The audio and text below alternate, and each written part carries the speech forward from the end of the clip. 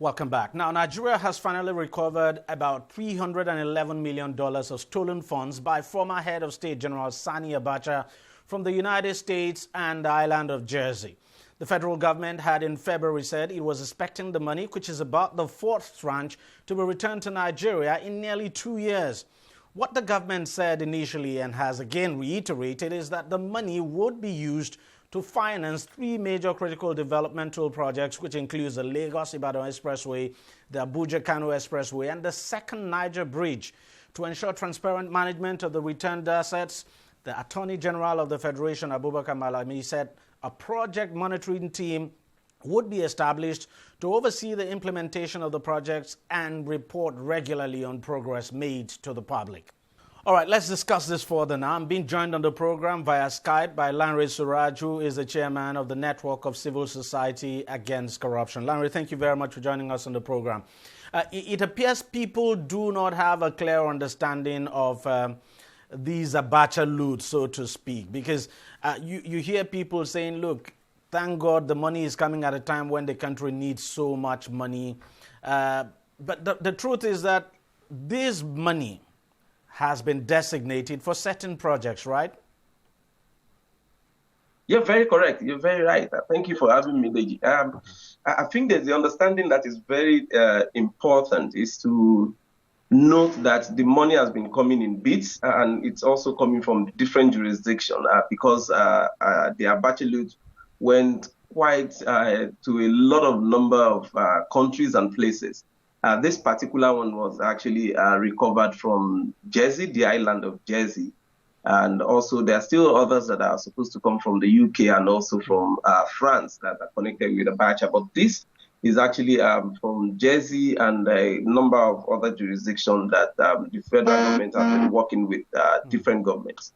Like you rightly said, the initial $230 million that came into the country was used for the conditional cash transfer that you saw under the social investment program of the federal government. And it appears some people do not understand that as well, because some people just think the conditional cash transfer was basically something the government created and was using government money to fund. No, it was actually 80% of that money was from the Abacha Loot. The only thing the federal government has contributed is the 20% to make up the 100% of what's been going on since 2016. And that fund is actually assisting with the conditional cash transfer under the supervision and monitoring of some civil society organizations. And this conditional cash transfer was part of the agreement reached between Nigeria and the country now where these funds, the fund was being repatriated. Switzerland and also some involvement of the UK through the DFID. But it is actually the agreement for which that was meant, and that has been used stricto sensu for that. Except for the little controversy. The Minister of Humanitarian Affairs ended up politicizing the conditional cash transfer by misrepresenting it to the public as a palliative measure. That was not really part of the palliative measure. The 20,000 paid was the accumulation of 4 months, the conditional cash transfer to the beneficiary because there was a suspension from the month of November and December, January, February, March, and April was outstanding. That was what was dished out and misrepresented at the conditional cash transfer. So it should be understood that this was conditional cash transfer under the covered Abacha Loot that the federal government was using under the NSIP. The 311 coming now has already been tapped to 3 key major projects. And that was the agreement before it was signed, approved, and released through the United States government to Nigeria, and it's supposed to be used for the Lagos-Ibadan Express Road, attempt at the completion of the Lagos-Ibadan Express Road, attempt at completion of the second Niger Bridge, and then the Abuja-Kano Road. So these funds are not meant to actually complete the project, but the government already gave assurance to the other international partners, the US and others, that it's going to source funds from other sources to actually complement this Abacha Loot recovery to complete those projects. So it means, look, even if we had a very justified reason to divert this money to other projects, especially now that the country is battling COVID-19, because of the agreement Nigeria has signed with the United States, of course, and the island of Jersey, we cannot divert the money. The money has to be used for the projects that have been clearly specified and stated in the document. Yes, that's the irony of it. That is the most unfortunate aspect.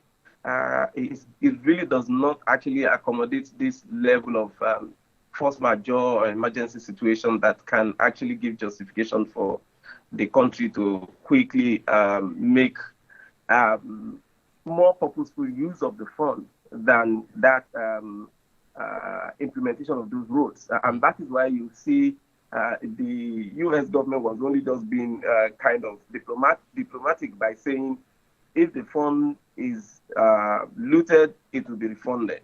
They're more or less saying if it is diverted, it will be refunded. It will not be acceptable to them and it will not be accepted. So it can only be used for the purpose for which they have jointly agreed by the parties, and it is also to be monitored by the World Bank. I can see that also the Ministry of Justice is already called for expression of interest for people to actually come and also monitor the implementation and the utilization of that fund. So the answer to your question straight is, on that no other emergency circumstances can the fund be used for any other purpose other than that has been agreed with the island of Jersey and the United States of America. Would your group now be joining the monitoring of this, the monitoring now of the funds? Because I know you've been part of it in the past. Yes, we actually monitored, we reviewed the utilization of the $500 million that was given to the government of Abacha between 2014 and 2004 and 2006, which was actually a complete disgrace. And I think that was one of the reasons that gave rise to these conditions that were attached to the release. The $500 million was actually utilized to just about 30%, and the 70% of that fund was actually relooted.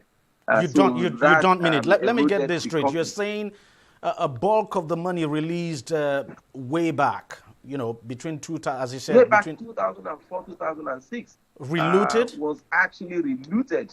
$500 million given to that government was used for duplication of contracts. In fact, phantom contracts, fictitious payments, and all manners. In fact, projects were cited in local government that does not exist on Nigerian map. And several people went away with just so much money, uncompleted projects in several places. We have the report. But so for this one, we've been part of the process of the conditional cash transfer monitoring process. And also this one, we already expressed, our interest to independently monitor what is going to be used with this project, and also who are going to be the beneficiaries, and the results to be derived from it. If this is properly and justifiably implemented and executed by the government, it can give, for some of us, the impetus to actually start the campaign for the non-conditional release of these funds to the Nigerian government. And it will be obvious that we have already come of age to take full charge of our affairs. But are you surprised that looted funds would come back to this country and get relooted? Because it's a very huge concern, even in the public. Yeah, unfortunately, this is also very important for us to put it on the table. There's been that level of international conspiracy and lack of accountability at that end. So it is not just usually enough and sufficient to say, oh, funds are looted from Nigeria. Looted to where? How does the system where these funds are looted to allow for the illicit flow of those funds to their country? Sadly enough, the 2004-2006 fund I mentioned earlier was actually implemented under the supervision of the World Bank. And World Bank actually gave a clean bill of health to the utilization of that fund until we investigated and challenged World Bank with that report. The funds that are going to the US, the island of Jersey, London, are not just that fund that you can say, oh, we don't know how it came.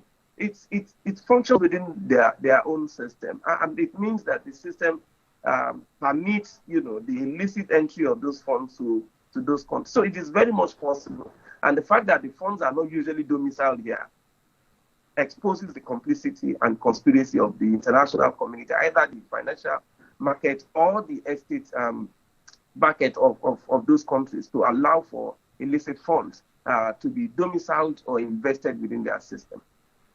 I mean, since your group also monitored the conditional cash transfer, you know there's been a lot has been said about the conditional cash transfer. There are people in this country who basically don't believe that it actually exists, that the government actually gives money to people out there, because you hear some people say, look, if there's anyone who has collected the money, they should come show us. But what have you observed from your own observation, your own monitoring?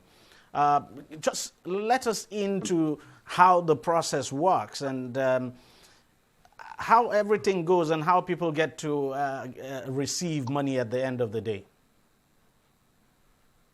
Okay, so it's such an interesting process, and it is one of those few things that we have really not celebrated enough in terms of the capacity of actually Nigeria to deliver on some of those things that we've not seen happening before. The conditional cash transfer is a product of what they call the National Social Register. The social register is developed between federal and state government, and is also with input from the World Bank, which has done the poverty mapping and also identification of people living below the poverty line. One of the key factors to be celebrated in that fund is the fact that it actually was not implemented based on political affiliation. So it was implemented effectively in Anambra State.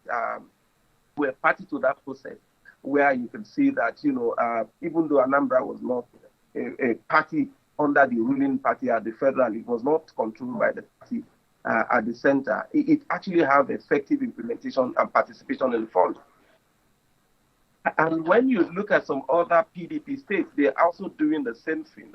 But like I said, the managers, to the best of my knowledge, pre-October last year, was strict to the extent that it does not allow for political interference. And what was done was to identify the poor people in all the communities and map them. And the identification is not just by mere suggestion. It is by effective engagement of communities. And communities are allowed to identify within their community the poor of the poor. So it is the chiefs, the community leaders, the youth, who would say, yes, we know Madam ABC, who is actually poor, who is always looking for support. The children are not in school. She doesn't have a means of livelihood. She's physically challenged. And they get all their contacts and do the verification with the identification. After all that, that is where they came about the 2.6 million households and over 900,000 people that are already benefiting from the conditional cash transfer. And that is done by identifying some of these pay agents who are part of what you use as the USSD code, that are paying money that will go around to pay money through them to some other bank accounts and individuals. And these identified people, including the post office as part of the partners, will then get the money from the federal government in collaboration with the state. So the states also have the coordinator and managers in their states who works with the federal government to coordinate the process. So it is not just a payment done from Abuja. It is done between Abuja and the state. Either it is PDP, APC, or ABGA. And those monies were paid directly. So rather than incurring an attempt to reduce the cost of the payment, rather than paying 5,000 a month, then they pay 10,000 in 2 months, so that it reduces the charges and the process of having to go back and forth to do the payment. And that is how the beneficiaries have been benefiting. And because, until that is because of the mistrust for government, until we directly benefit from any process, we don't believe it exists or we don't believe it functions. But I can tell you that it functions. We have records of beneficiaries, there are videos of beneficiaries that you can always see on either some civil society organizations' websites or even the NSIP website. And the truth is that the Minister of Humanitarian Affairs did not help matters at all when she came out with that method of sharing money, cash. I mean, putting huge amount of cash on the table and sharing to people. That, of course, did not help matters. And then designating it as a palliatives. Precisely, exactly. I mean, that was the height of it. It never happened before. We've never seen, between 2016 and this year, there was never a time that you see cash on display as if you're selling meat in the market, all in the name of bringing politics. And some of the governors also unfortunately fell for the trap and started also, launching the payment of that money as the palliative. It was the height of, irresponsibility and the mismanagement of goodwill that was about to be squandered by the minister under what she attempted doing with that fund. Lanre Suraj, thank you very much for joining us on the program. It's always my pleasure. Thank you. Well, no doubt everyone will be watching closely to see how the funds are utilized. Well, that's it on the program. But if you want to watch it again, it's very simple. Go to our website, TV360 Nigeria.com. You'll find this program and lots more there. You can also follow us on our various social media platforms. Thank you very much for watching. I'll see you again next week. Bye-bye.